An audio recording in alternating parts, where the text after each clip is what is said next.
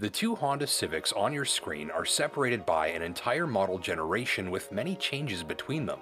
And while the new for 2022 11th generation Civic advances considerably from its predecessor on many fronts, what I want to show you in this video is where prospective shoppers considering an upgrade from the 10th generation car to the 11th will see the biggest differences. Specifically, where is the new Civic the most different and where does it feel the most upgraded?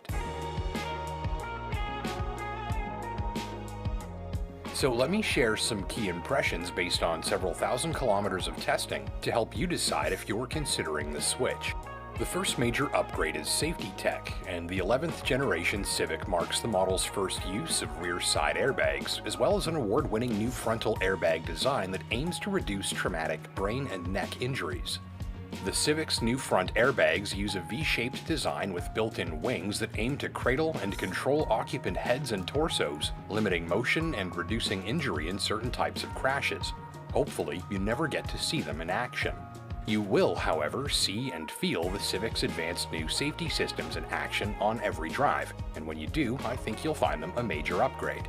Specifically, in this touring model, I noted the lane departure and forward-looking radar alert systems to be virtually flawless, turning in precise, reliable, and consistent responses with the sort of polish that I expect in pricier machines. The systems feel more on the ball than ever, and on my watch they worked without irritating false alarms, and on more than one occasion demonstrated an ability to see and align with the road lines better than I could when facing direct sunlight. So thanks to new hardware and tuning, the feel of the advanced safety gear in action goes from good to excellent when moving from generation 10 to 11.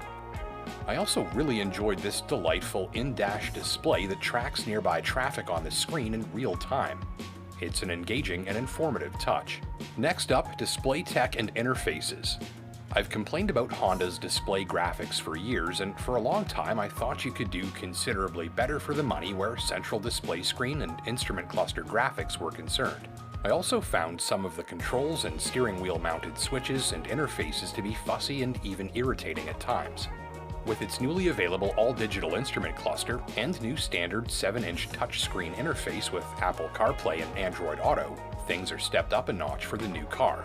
So not only are all the graphics presented to the driver improved, but the displays are more responsive, more cleanly animated, and easier to see in more lighting conditions. The result is a more high-end look and feel to the entire experience.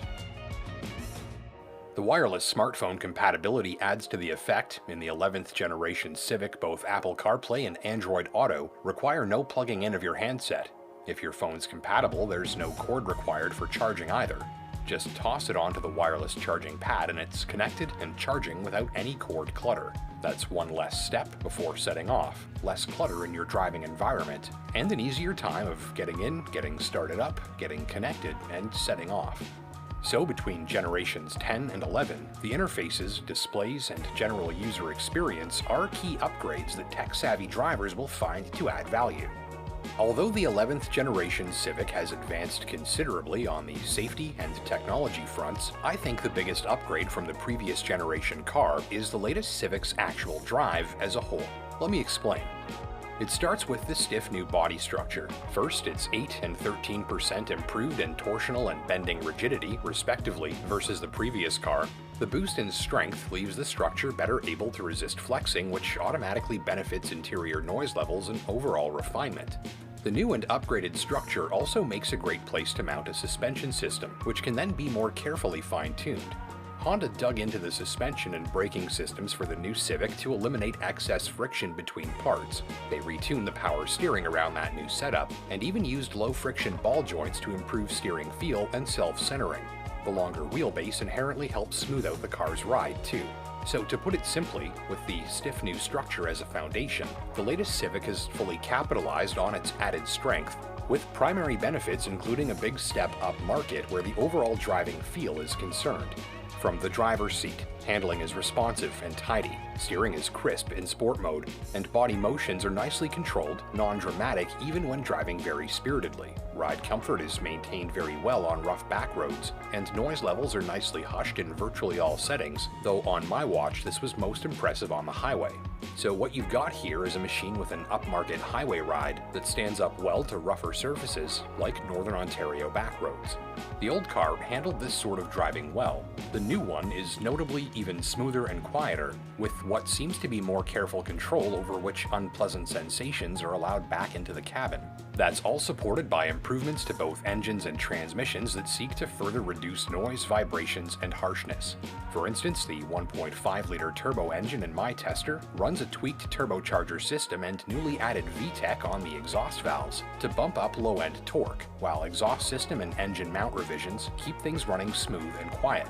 From the driver's seat, it's an engine that's quieter and more responsive more of the time, again supporting the higher-end feel. You've got access to more of the engine's power more of the time, and it makes less noise delivering it. So I think shoppers considering upgrading from a 10th to an 11th generation Honda Civic will likely be happiest if safety, onboard tech, and a surprisingly dialed-in drive are on the top of their wish list.